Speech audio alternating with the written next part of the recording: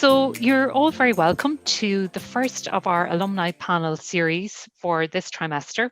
So, many of you will be familiar from last year. We run these in trimester 1 and trimester 2 to showcase the variety of careers that arts and humanities and social science and law students can access. And it's a great way to hear the stories of graduates from Newman and of how they've used their degree to navigate into their current course or their current career. So we're delighted this afternoon that Jamie Kennedy and Simone Barnett were able to join us. So both will be talking a little bit about, I suppose, their journey to date and their current roles, and I suppose reflecting a little bit back on their time in UCD. So Simone is currently a Data Protection Officer, Freedom of Information Officer and Records Manager at the Department of Culture, Heritage and the Gaeltacht. And Simone previously studied in UCD. She studied English and Art History. And then Jamie Kennedy is Higher Executive Officer in the Department of Employment Affairs and Social Protection. And Jamie is a graduate of UCD as well, studying and previously studied Spanish and Geography. So you're both very welcome and thank you for joining us today, and we look forward to hearing your stories. Also, here is Sarah Brown, and Sarah is my colleague from the Careers Network. Sarah is the Careers Consultant for the College of Social Science and Law. And I should introduce myself. I'm Michelle Cohen, and I'm Career and Skills Consultant for the College of Arts and Humanities. So you're all very welcome today, and I hope you enjoy the session. So if you have any questions for our panelists, so at different intervals, I will just, I suppose, check in to see if there's any questions in the Q&A box. So this is your session, guys, so please feel free to ask any questions. The panelists are more than happy to share their experiences. So there's a Q&A tab at the bottom of the screen, and you can type your questions in there, and we'll be checking in on that box regularly. So over to Jamie and Simone, because you want to hear from them and not me. So what I might ask you to do, Simone, if you don't mind, if I ask you to go first, and I suppose just give us a little bit of an introduction. So do you want to maybe start off and tell us why you picked the undergrad that you did in UCD? So what drew your attention to English and art history? Well, originally I had actually signed up to do a degree in design for stage and screen in IADT out in Dunleary, and I did it for about a year, and it didn't suit me. But while I was there, I found that I really loved writing and researching, particularly around all of the art history of it. So I said what I'd do is I'd go in. UCD offered kind of the course that I really needed, which could combine the different passions I had, which was English, art history, and I also took most of my extras in film. So I thoroughly enjoyed that. And I have to say, when I was there then, it was great meeting so many like-minded people. So when I was there, I met Sean McIver, and together with a few other friends, we started up the Drawsock, so the Visual Arts Society there as well. Oh, wow. So overall, my experience in UCD, like while it is such a huge college, and in English, for example, I think I'd said to you previously, one of my English class, 500 people in it, and it can be quite a difficult place to meet people, and I'd say it's even more so now online. But I found some really great friends there, and I found I managed to hone an awful lot of skills, which have brought me very quickly up through the civil service. Brilliant. Yeah. That's great. Thank you very much, Simone. And Jamie, I guess we'd like to hear from you. So what attracted you to do your undergrad in Spanish and geography? Very, very similar to Simone. I was in the geography side is very large. There's lectures of kind of 300 people in Theatre L in Newman Building, if it's still there. Very large lectures, very I don't know, it's hard to get to know people at the start. I had Spanish on the other side, was much smaller, much more kind of classes size 20s. But I went into UCD, as you can imagine, with the two subjects, planning to be a secondary school teacher. And about halfway through my degree, I realized I had absolutely no interest in being a secondary school teacher. So a lot of my class would have gone on and done the PME. And I actually attended a careers event through the Spanish department where there was a speaker from either the UN or the OECD or the EU. And they were talking about how their language skills were very useful in that side of things. So that was my initial idea. And then those jobs there's a lot required of you and a lot of kind of international work. So for a start anyway, for now, I applied into the Irish Civil Service while I was in my second year. I thought I'd get a summer job in my second year of college, second last year. And the panels take an awful long time. So if you do apply, I think it took me 2 years to come in from application through the assessments through to the interview. I think it's 2 sets of assessments and then an interview, and there might even be more now. And I joined, and then I left, and I moved to England, and I worked in the private sector a little bit in recruitment. I did some sales, and then again, once I had the subscription on publicjobs.ie for the job alerts, another job came up at a sort of a higher level. I applied for that, and I came back. And since then, yeah, it's been a long road, a short road, a long time. Very good, very good. And we might in a moment hear about, I suppose, your current role. But I suppose during your time in UCD, so you mentioned, Simone, the draw sock, which is very interesting. And were you both involved in other like extracurricular activities outside of your degree course? So kind of other clubs and societies, or kind of how did you get involved in campus life? Yeah, definitely. I was involved with the Comedy Society, and in first year some kind of martial arts type club that I think everyone signs up for at the start, and then there's a lot of commitment. I think I had kayaking in the swimming pool as well, which was newly built back then, and also the UCD Foundation. For my final year, I worked in the UCD Foundation on the alumni fundraising for the whole year. Good. Which is a great one to get to know people and get to see different sides. So you have people in from arts, from the architecture side, from law, from everywhere. So I think of all the things I've done, that was the most wide-reaching, where I got to see a lot of different sides of UCD. Very good. The Comedy Society was more, I think someone in one of my lectures said, come on down to this thing. Well, they were people who were performing comedy or just people who liked comedy. So we had nights out. It was sort of the society more than anything else. Very good. But UCD Foundation sounds good because you're building like really good skills, at the communication skills that you can kind of talk about then at interview. That's very definitely. Good. And Simone, yourself? Honestly, the most of my time was taken up with, because it took us about a year and a half to actually set up DrawSock, right. And it was an awful lot of kind of research and moving around. But I did get involved in the tutoring children, young men and women at a 6th year level. I think it was out in Ballyfermot. We did that for a year. We went out and assisted them, gave them grinds in English and maths. Wow. That was provided. I don't know if there still is that program you see. I think there still might be, but that for me was hugely beneficial. It was so wonderful actually being able to. And again, communication skills were huge for it. It was so great to be able to give knowledge like that to someone who, and watching someone's face kind of click when they finally understood, say, a bit of maths or a bit of English that they hadn't gotten before was fantastic. And you do make great friends through all of these kind of societies as well. Like, of course. So then, approaching the end of your final year, so I suppose, Jamie, you had abandoned your idea of being a teacher, and we're looking at a new ideas. And Simone, had you a clearer idea, or did you graduate and kind of maybe talk to us a little bit about that, your experience and your first kind of role, what you did when you left UCD initially? Yeah, I suppose I had thought, I had kind of played around with a couple of ideas in UCD. One of them, again, was possibly becoming a teacher as myself, but there's a huge amount of roles going, particularly when I left in 2014. The jobs market was still pretty low. So I said, right, I said I'd take on a temporary role just to try and get myself through the summer and figure out what I was going to do and where I could apply.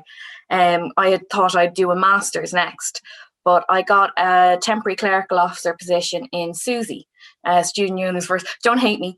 So I got a 3-month role there, and I got in and I loved it. There was something new. It was newly set up. It had only been set up about 3 years previous. So it was still getting going. There was so much to try and settle into and so much to learn. But you knew at the end of it, you were helping people. Do you know? Like, people were calling in upset and people were calling in happy, but you were doing your best. And that really, really kind of kickstarted my love of the civil service. Just knowledge that what you do actually physically helps people move on in their lives. So I got into that, and I started, I got a promotion in there, an acting up promotion, and then I got another one.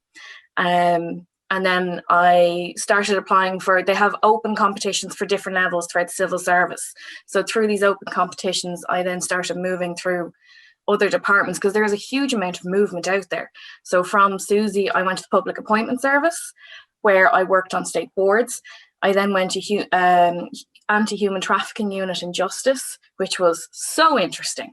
And it was the first experience I had of policy making, which really drew on a lot of the skills I'd built up in UCD. And then obviously now I'm a data protection officer, amongst other things, in Department of Culture. Very good.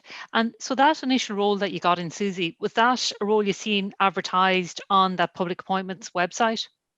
No, a friend of a friend had sent it to me. They knew I was looking for any job. So I finished my exams, I think, at the end of May, start of June, end of May of 2014. And a week later, I was in the position. It was a very quick process. For the temporary clerical officer, it can be an extremely quick process. And it is actually a great bit of work experience for students at all levels, because it gives you usually about 3 months of full-time office experience. And and you can start to see how, say, your research skills or your analytical skills or even your organising skills can start to play a role in your future. Okay, so that's a really good tip maybe for people tuning in. And obviously there's a recording of this, so there'll be a number of people who have contacted us saying that they have lectures at the moment, and they're interested in the recording. So that to kind of look out for a kind of temporary, they're not exactly summer positions, but temporary clerical officer roles that'll be advertised. They're out every summer. It's every summer. Yeah. And there's sometimes they're advertised in between, but every summer without fail, because there are so many there are so many people who take what's called term time, which is time off in the summer for a couple of months. And there's other areas which ramp up in terms of requiring staff. So like social protection or Susie, where you have to get all the applications processed quickly. But it is great, and it can be very quick. They usually advertise, if I'm not wrong, somewhere around February, March, and you kind of apply, and it's very, very quick. Very good. No, that sounds great, because as the students are always trying to get some summer experience, so that's really useful. And Jamie, the same for you. So you were approaching final exams, and kind of talk us through what you did next. So my final year, I was approaching final exams, and in the same, I think I was a year after you, Simone, maybe. Similar sort of economic outlook. I got a job. I don't even know what website, one of the Jobs Ireland type websites, doing phone sales for a startup web company. It was, the exact kind of job you get straight out of college. It was tough going, and after a couple of months I went through the process then for the clerical officer. It wasn't a temporary one, so it's permanent contract once you complete your year, so it takes a little bit longer to go through the motions. So once I got finished with the sales and I got in there, I suppose that's where it all started, that kind of, Simone said, the love for the civil service. I think if there's any kind of social justice warrior type ideas in your head, I was appointed. So the clerical officer is kind of an admin assistant, office assistant, and I worked between 3 units. I was lucky enough, actually, I was a personal assistant to one of the assistant secretaries, which is sort of like a director of a division within a department. And I got brought along to loads of really high level meetings. So I worked in the Department of Children, and we were looking after the kind of governance of TUSLA, which was set up, and there was a lot of scandals and things going on at that point, from kind of the Maurice McCabe Tribunal to the Magdalen Laundries and this sort of stuff. So I went from kind of normal enough work experience, working in offices, working in cafes, working in bars, and then I was in this sort of situation where I was really just taking the notes, taking the minutes. But it really showed that if you kind of want to get into a role where you can progress the issues that you want to progress. And I think most art students or people in the humanities kind of have that compass anyway. So it's one of the few sectors you can work in where the stuff you've learned. So I did geography, and we learned a lot about kind of the evils of capitalism and all this sort of stuff, and strong social welfare. And in any of the other jobs that are kind of an option for anyone graduating college, a lot of it is more about make some profit for this company or sell something to this person, which wasn't really my thing. So I think definitely I landed into the civil service. Once I was there, I was kind of decided it was this general area for life anyway. Yeah, excellent. That sounds really good, and I like the way you have presented it. It's really really good. So Sarah, I might just check. Is there any particular questions? Because Sarah's keeping an eye on the chat box. Yeah, there's a few questions come in. Edward was wondering whether you would recommend a master's before joining the civil service. Well, I wouldn't personally, for a couple of reasons. One is, if you're going in as a graduate, you'd probably be going in at what is called AO level, which is an administrative officer. It's a graduate entry, EO or AO, and whether or not you have a master's is not considered when they're taking you on board. Now, if you wish to get a master's to go into like a specialty role, like a communications role or a HR role, yes. If you're doing communications or HR and want to get into that kind of analytic or economics and you want to get an analyst role in economics within the civil service, by all means, get the knowledge you can. But if you are keen on a master's and it's more of a generalized subject, the civil service are extremely good in that they pay for your education once you're in there. So I've done a master's in business and management since I've been in here, and a number of other smaller courses. And if it's relevant to your job, which an awful lot of the courses and master's courses that people would want to do would be relevant to the role they're in, the department you're in will fund at least half of it, if not more. So if it's it's extremely helpful. And now obviously then that depends on how you sorry, it's just that it works time and going to the masters, if you're able to handle that, good. But if not, obviously then decide on how it suits your own person. I was just going to say, do you have to have been working for a certain amount of time in order to be funded, or are they quite open? About a year. So once you passed, every person when they come to the civil service has a year-long probation period. You get checkups every 3 months to see how you're settling in and how your performance is going. And they're quite keen to make sure that you're settled and you're okay. It's rare enough to fail it, and you do get an awful lot of support to help you learn your job. But after a year, for nearly every department it is, you'd be considered for funding. Brilliant. Very good. So some really good kind of training and like learning and development opportunities then. I've got a question for Jamie from Shauna. She was wondering if you could tell her a little bit about the work that you did in the civil service at the end of your second year. I didn't work for the civil service at the end of my second. I worked in the UCD Foundation. Maybe that's what she was asking. Well, I'll answer that one. So the UCD Foundation are based out of, I think it's the Daedalus building, maybe, the one that has a bridge coming from Newman. And what we were doing, I think it's connected, it might even be connected into the Alumni office, I don't really know. It's a registered charity, and our job for the year was to be on the phones fundraising for scholarships for disadvantaged students. I think it was students who were already on the Susie grant, but either academically or extracurricular were sort of seen as deserving of a little bit more money to pay for the rent or all the other things that come with it. Because no offense to the Susie grant, I mean, it's a good grant, but it didn't cover everyone's expenses. So there were certain criteria. So we were working, I think they had a couple of shifts, like maybe till 9 p.m, 5 till 9 p.m. You could do a few hours as I think minimum wage pay and all the rest of it. But it was, fundraising on the phone with colleagues, with other students from around. And it was also, they really put a lot of effort. I think Nicola Black was in charge of it. She may still be. They put a lot of effort into building up teams and doing all that stuff, kind of little coffee breaks and things like that to build up a bit of fun and try to make it enjoyable. Yeah, it's I think it's advertised every Very August, good. directly emailed into UCD Connect.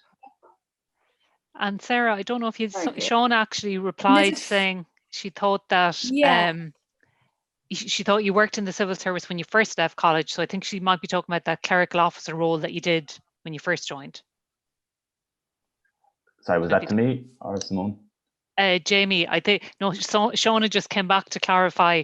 She, yes, so she's responding, that she thought, she's referring to the clerical officer role that you did when you first joined.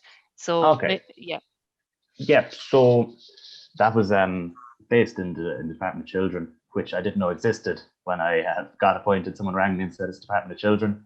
And it happened to be, I think they were based near Bagot Street at the time, between Bagot Street and Leeson Street. And so I worked on the governance side with TUSLA.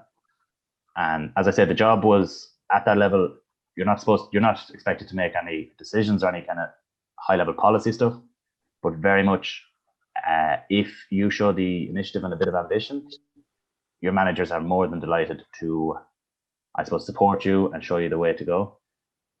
So you have these kind of high level meetings. I got brought to some very, I suppose, confidential meetings. One thing you would say about the civil service is once you join, you get a stack of documents like this. There's the Official Secrets Act, and then there's also freedom of information and various other things where you're allowed, and there's protected disclosures, which is kind of whistleblowing. So you're supposed to keep all the secrets, but give everything away for free. And also, if there's something going wrong, you're supposed to tell someone. So there's a lot of this kind of stuff, which it's a total different world. When I worked in a couple of bars in town for the years before that and done sales jobs and things. So it's very different. But I mean, it's it's very community driven place. And I think we came in, Simone, as well, after a moratorium during the recession where nobody was hired.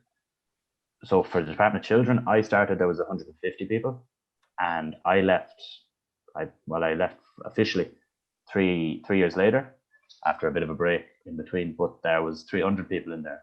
And most of the people who were hired were new graduates at that AO role, or people at the clerical officer or executive officer role as well.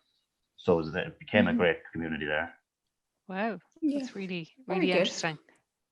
We've got a few questions kind of a bit more specifically about the recruitment process. So there have been a couple of questions from international students wondering whether a career within the civil service and public sector is open to them. So is it open to non-EU applicants? Yeah, if you've permission to work in the States, it's open to you as well.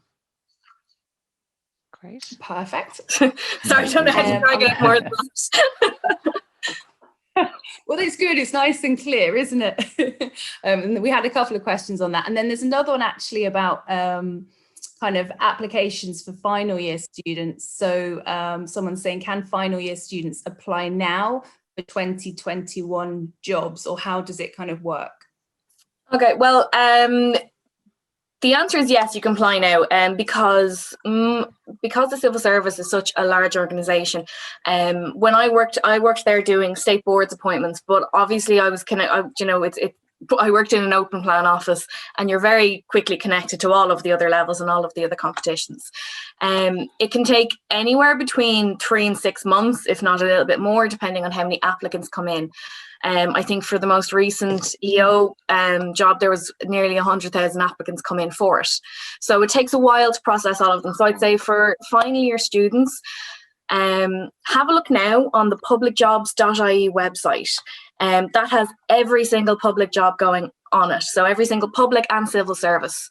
And if you see something you like, apply for it, because chances are it's going to be a couple of months going through the process. And when you get through, if you're a month out in terms of like, okay, well, you apply for it and you get through, say, in March, you can ask them to look, I'm finishing up my exams, I'll be finished at the end of the May. And the public appointment service are extremely flexible, and they do try and work to make sure the right people are in the right place. And if that means waiting a month, most departments are more than happy to take the time to make sure they get the right staff in. So I would say if you have something there you like now, go for it. If not, you can make an account on publicjobs.ie, and you can sign up. They email you out jobs that you're interested in. There's ways to tick different jobs that you're interested in, and you'll get an email every week or every couple of weeks saying these are the current jobs that you're in, and you can apply them. I would add to that, I see someone just popped in the question the same. There are certain jobs on the graduate jobs that dictate that you need to have your degree by a certain date. And I'm pretty sure that is a hard and fast rule. Yeah, that is, yeah. If you're not graduated by then, it'll have to be the next year probably. But they tend to do, for the administrative officer graduate program, recently they tend to run 4 to 6 programs a year for the different specialities within it. So if you're not eligible right now, they will most likely be having another one in 6 months. But there's also the executive officer and the clerical officer. And even if you're particularly ambitious, the assistant principal, they're all open competitions, so everyone can apply. It's just the graduate program, because it's graduate based, you need to have your degree then. And when you're in, you go on a training program as well as your work. And actually, even to add on to that, sorry for interrupting, if you are kind of going between an administrative officer and an executive officer competition, and you get the executive officer, I would advise going in. It's always easier because then there's more positions open to you once you're actually inside. They have run all these internal competitions as well that you can apply for once you've been in there for a year as well, or a year and a half. And so if you do want to get into the civil service, getting in at whatever level that's open to you is probably one of the easiest way. Get in at an EO level, and you can work your way up from inside, which is what I did. I got in as temporary clerical and I moved up from there. Definitely, yeah. Very good. That's really good advice. Yeah. So Sarah, we might take a break for questions and give people a chance to type in some more, but it's great to have you there facilitating all the questions. And we might hear a bit more from Jamie and Simone about their current roles. And then if people are still kind of want any clarification around applying, we can go back to that.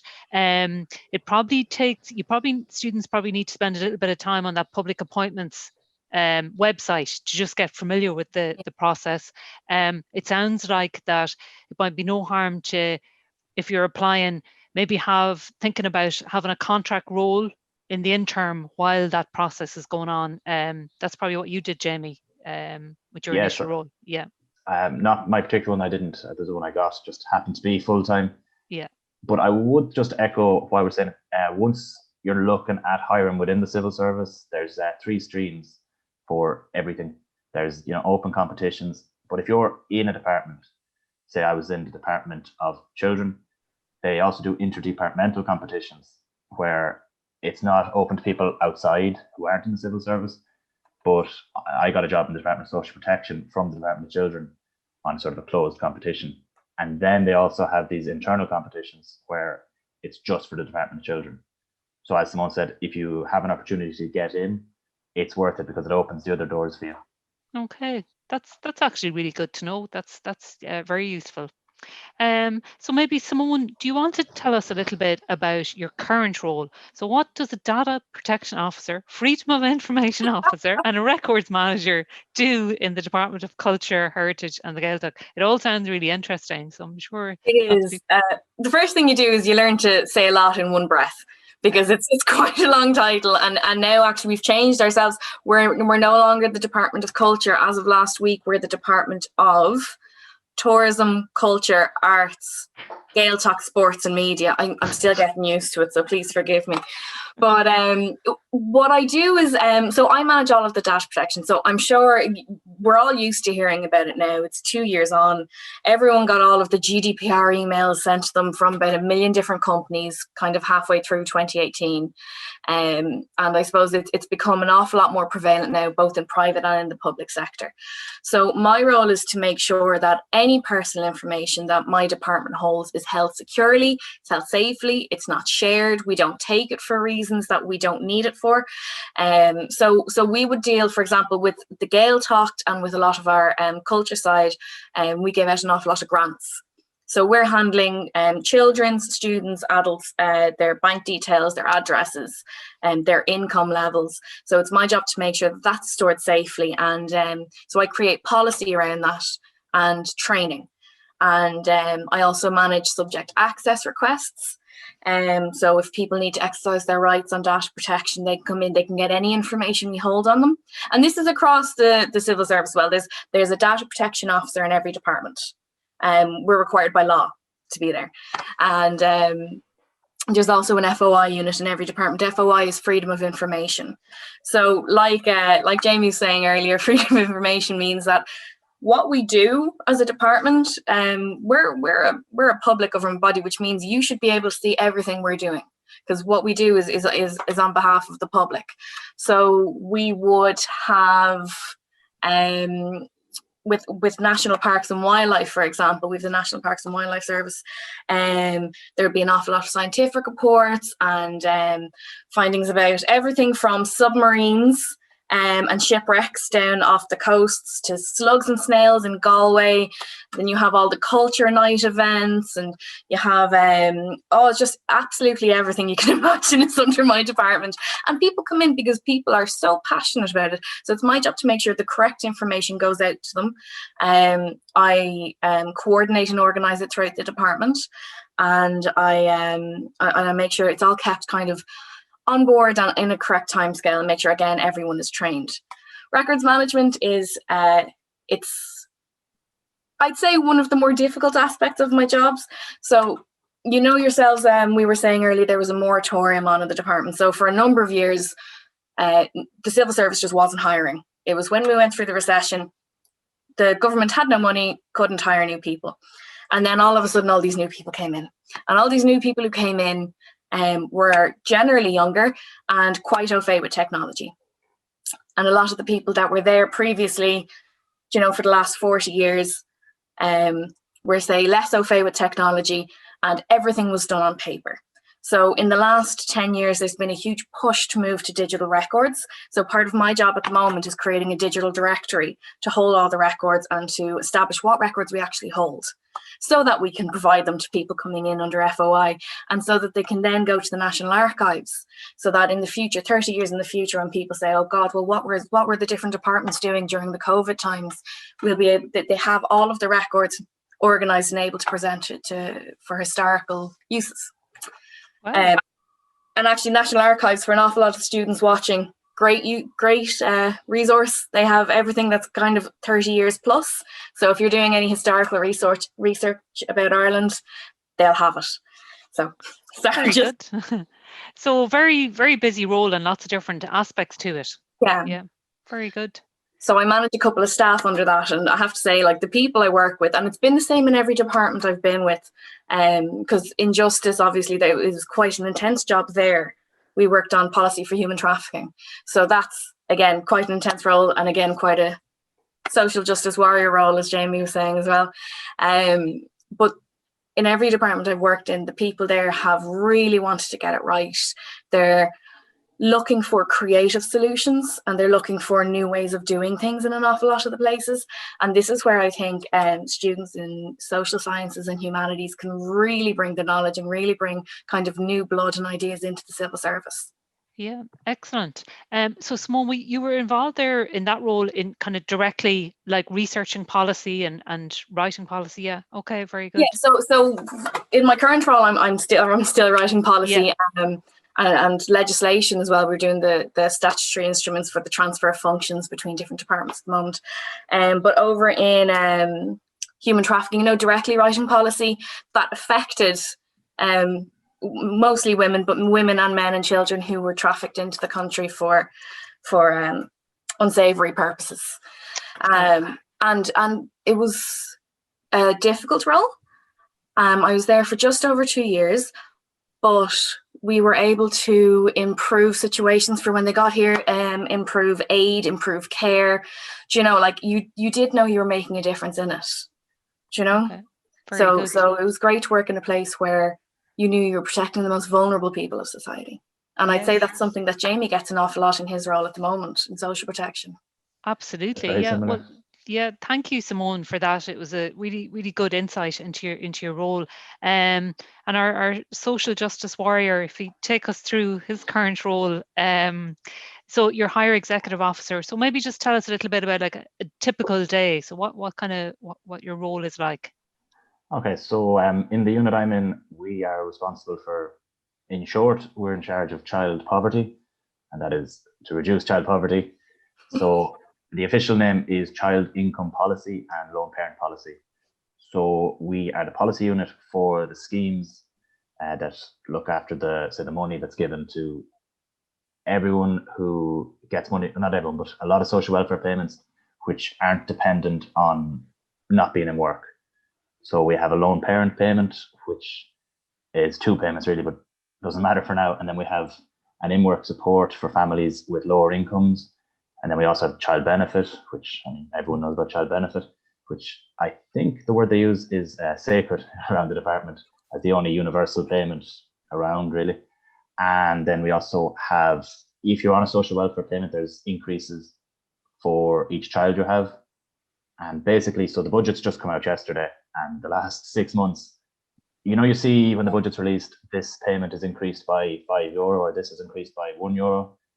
There's a lot of work that goes behind that, a lot of research, a lot of reading academics, articles, and engaging with stakeholders, particularly folks like the ESRI and the NESC and kind of think tanks, and Social Justice Ireland, who are like the kings and queens of the social justice warrior phrase.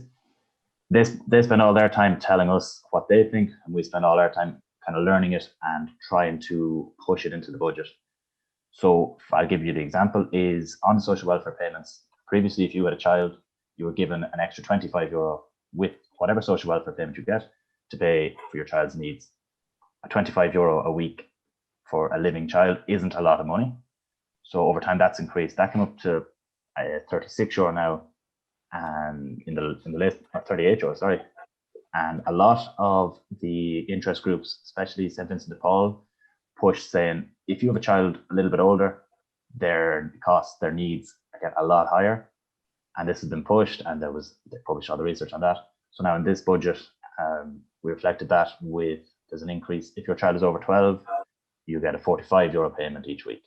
So there's a lot of that kind of stuff. And a key bit of work we're at the minute is with a lot of departments, including the Department of Children, Health, Housing, Education. We are setting the national target for child poverty reduction for the next 10 years. So it's the goal to say at the moment what we're at, where we're going to get. So it includes income poverty and also material deprivation. And again, it comes down to one single number, one percentage, but you've got a kind of an army of people from various different places with various different opinions fighting to get that number. Very good.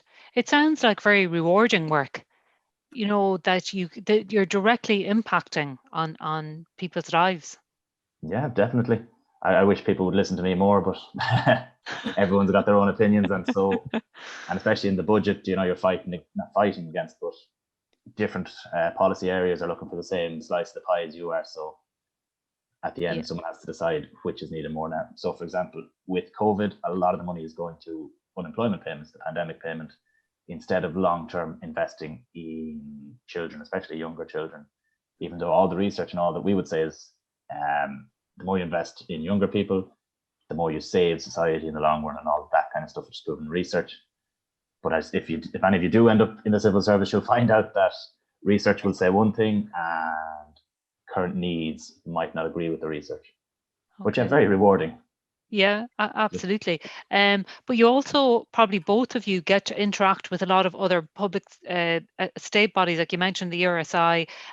So get to really, I guess, get to see all the different range of roles and how all those departments interact. So it sounds very, very interesting. Sarah, because it's a topic a lot of people are interested in, I might check in with you as regards questions. Yeah, so we just had a question there for both of you. What's the most challenging part of your role, would you say? Ooh, that's a good question. The most challenging part of my role. I'll let you go first. I suppose. Huh? I'll let you go first. You're very kind. The most challenging part of my role, I suppose, to be perfectly honest, is just that sometimes things move very slowly. the government is made up of a number of different departments, and everything is quite large. And because we run on the public money, and everything has to be considered in, well, is what we're doing good, is for the greater good, is it for the public? It's not like a small startup or kind of an independently run business where you can say, we'll try it, we'll just snap into it, we'll try it for a couple of months and give it. Everything you've done has to go through a number of levels of approval. Research has to be done on it. It has to be informed policy. You have to open it up for public opinion to come in, which is great. And I do love that we are at a lot of levels, even though people might not always think it, we are very open in how we make decisions. But it can take a long time. So something that you start working on, it could take up to 2 years to see the fruition, and you will be working hard. And specifically as someone who tends to be quite impatient, I like to see things getting done quickly and getting them done and finished and done and move on to the next thing. But you do know that when it's finished, you've done well, and that what you've done is, no matter where you might stand on the subject, it has been done to the point where, as far as anyone can say, you have done the best thing you did at the time with the knowledge available, and you've done your best to move the economy or protection for other people or whatever else forward. When we were doing policy, for example, for the human trafficking, it was so long, and it was such a lot of research, and very upsetting research at a lot of time. And we met with nearly every country in the EU to sit down and see what they're doing and what this person is doing. And that's interesting. But again, it's just, there are people who need you now, but in order to help people, you need to take a larger scale view of it. And that can be sometimes quite frustrating. Yeah. So really you kind of like kept your eye on the bigger picture, and you just kind of focused on why you were doing it as a kind of strategy to kind of give yourself some. Yeah, because it can feel like it's moving so slowly, it's going backwards. Sometimes just waiting for people to come back with observations and waiting for, and you have to give people enough time to absorb the research. That's probably, and even now that's probably like, I'm currently rolling out a whole new records management strategy across my department. It's been going on for a year. It's nearly there, but it's still not there yet. The end is in sight. The end is in sight, kind of. But the start of the end is inside. But you know that you're doing well, and that it will reap huge rewards in the future. It just, as an impatient person, that's what I find the most difficult. Yeah. Okay, fab. And Jamie, what about you? What's your biggest challenge? I would definitely echo the slowness of it all, especially coming from sales, where it was sort of, you do your weekly kind of structure and that was it, and on Friday you made your commission. Outside of that, without being too negative, I suppose one thing that every civil servant will tell you is public perception.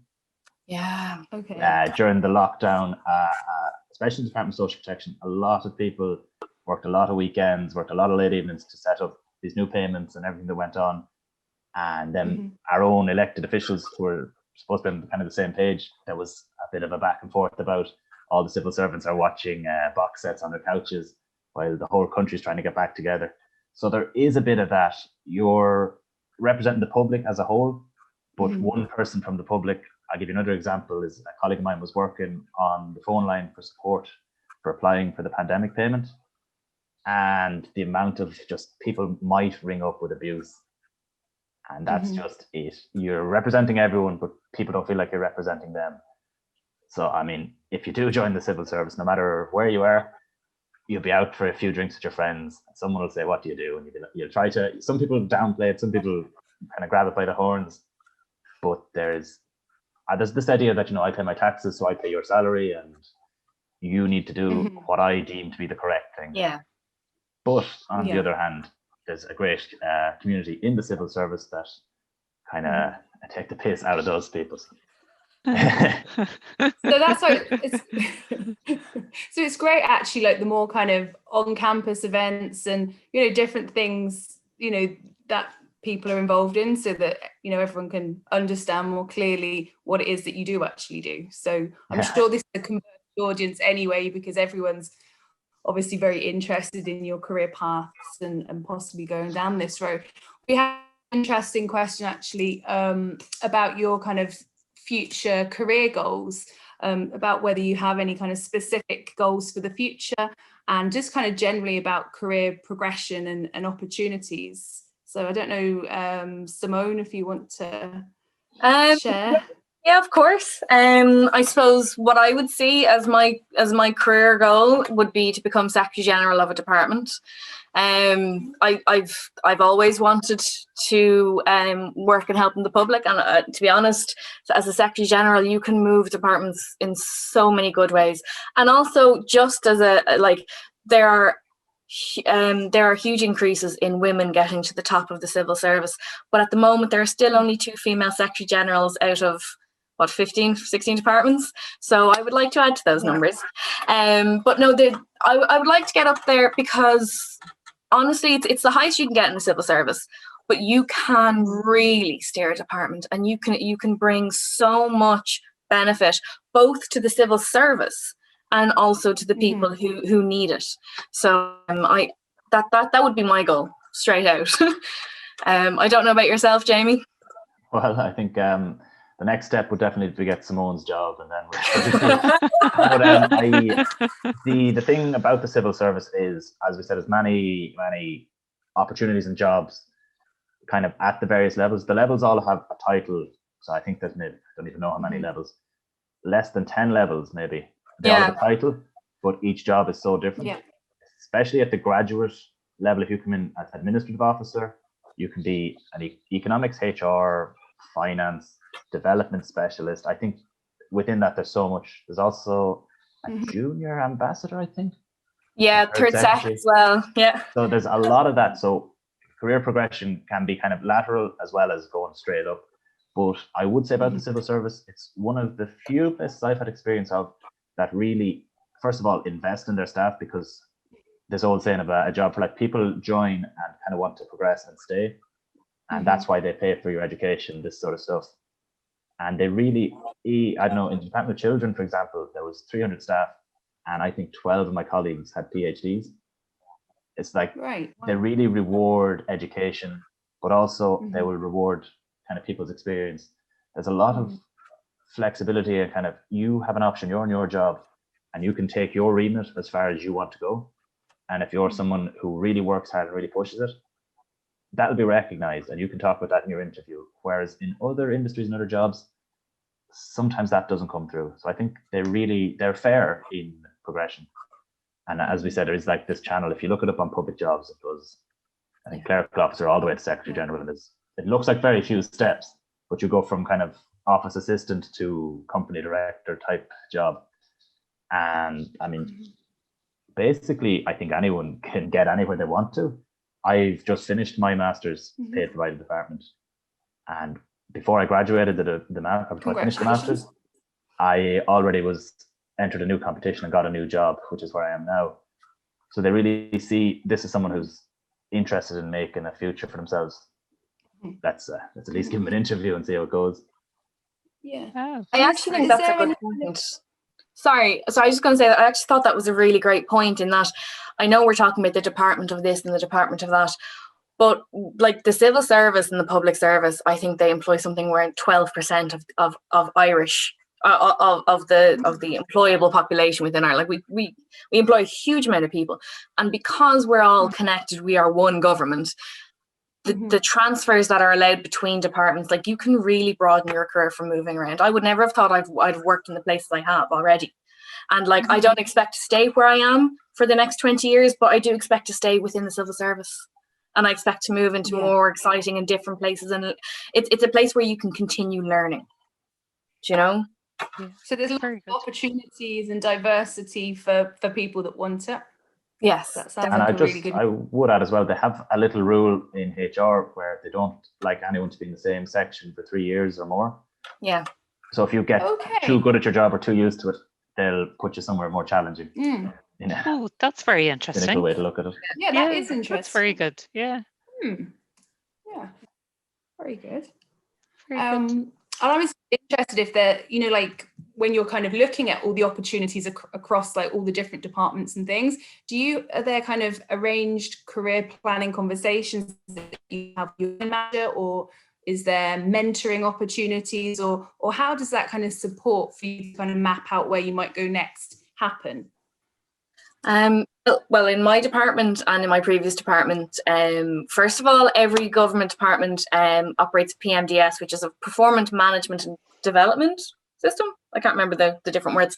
But you set out your goals at the start of the year, including what you feel you need to improve on, any learning or educational goals, and work-related goals. And then you check up throughout the year to see how you're progressing with those, and if you need more support or if you need more learning capabilities and what you would like to challenge you. So you have these conversations with your manager regularly, no matter where you are.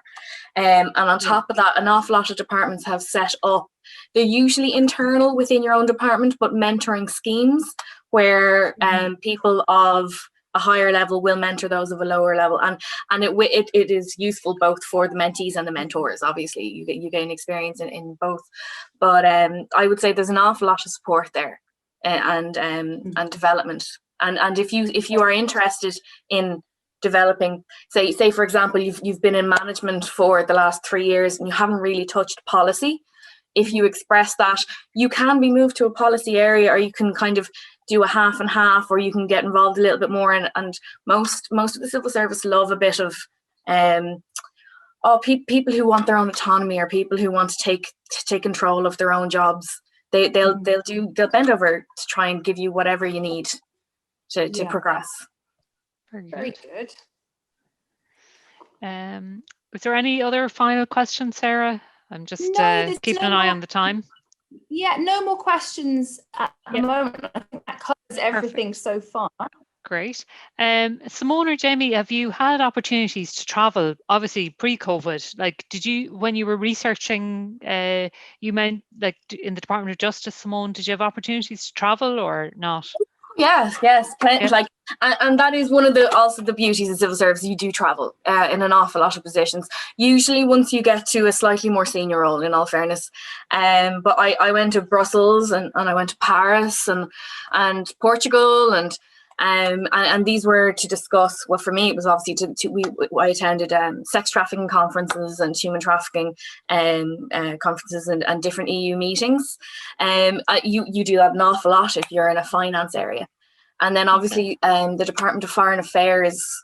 And actually, there are a number of different opportunities available, particularly at a graduate level, and especially if you have languages. There's actually a role open at the moment, which I think will be too soon for most of your students at the moment, but to keep an eye on for next year, where they hire people at, it's called third secretary level.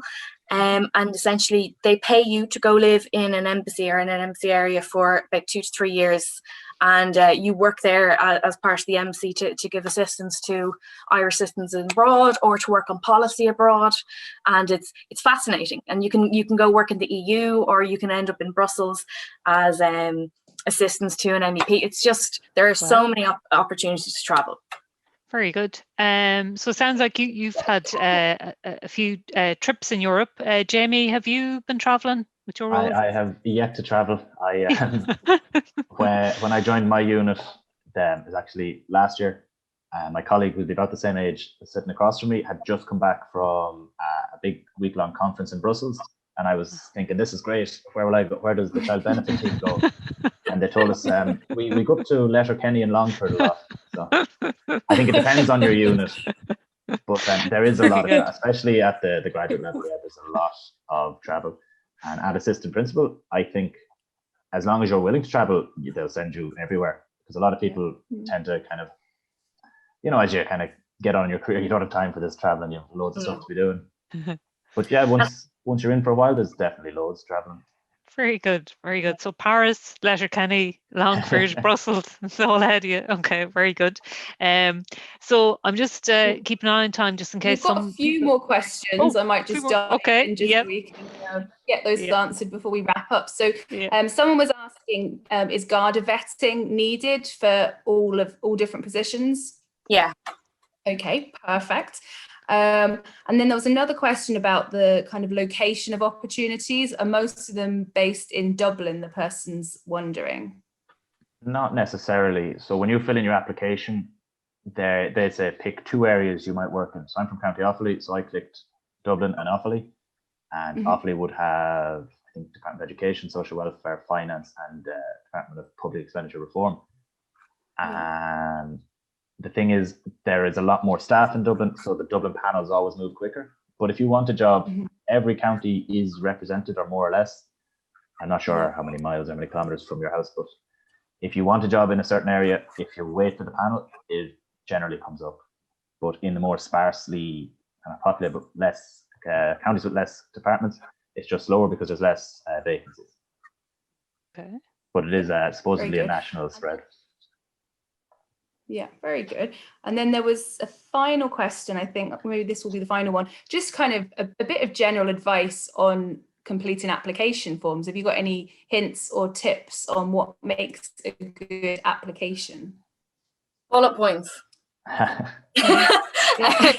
that sounds terrible. But honestly, it's first of all, try and put the most relevant information at the top. Like everything, the people reading your applications will have read probably 40 that day before they've gotten to yours. What you want to do is, the applications are to get you in the door. Once you finish your application, right, the next stage is generally verbal and mathematic online tests, and usually what is either called an e-tray or a situational test, where you play act that you are in the position, you make decisions based on what you think would be the right thing to do, and then after that comes a physical interview or an online interview these days.